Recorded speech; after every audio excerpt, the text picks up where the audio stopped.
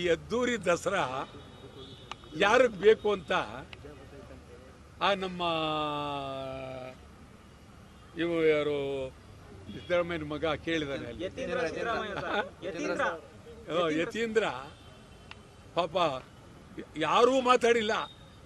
ಸದ್ಯ ಬಾಯ್ಬಿಟ್ನಲ್ಲ ಅವನು. ನಿಜವಾದ ನನಗೆ ಅವ್ರಿಗೆ ಶಬಾಸ್ಗಿರಿ ಕೊಡ್ತೀನಿ.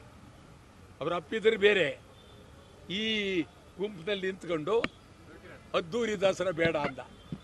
ಇಲ್ಲಿ ಇರಪ್ಪ ನೀನು ಇರು ಅಂತ. ಅದ್ದೂರಿ ದಸರಾ ಬೇಕಾಗಿಲ್ಲ.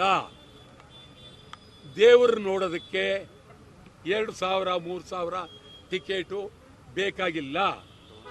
ಕಂಬಳ ಬೇಕೇ ಆಗಿಲ್ಲ. ನೀವು ಕಂಬಳ ನಾನೇನು ವಿರೋಧ ಮಾಡ್ತಾ ಇಲ್ಲ. ಮೈಸೂರಿನಲ್ಲಿ ಕಂಬಳ ಬೇಡ. ಮೈಸೂರಿನಲ್ಲಿ ಕಂಬಳ ಬೇಡ.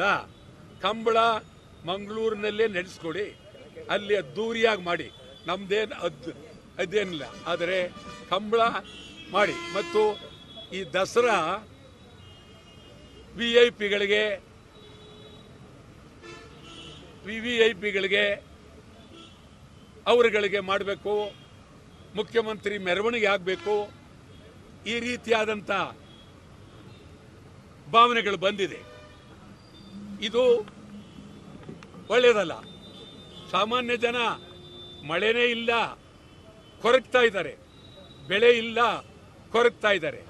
ಬೆಳೆ ಸಾಲ ಕಟ್ಟಕ್ಕಾಗ್ತಾ ಇಲ್ಲ ಕೊರಗ್ತಾ ಇದ್ದಾರೆ. ರೈತರೆಲ್ಲ ಬೀದಿಗೆ ಬಿದ್ದಿದ್ದಾರೆ.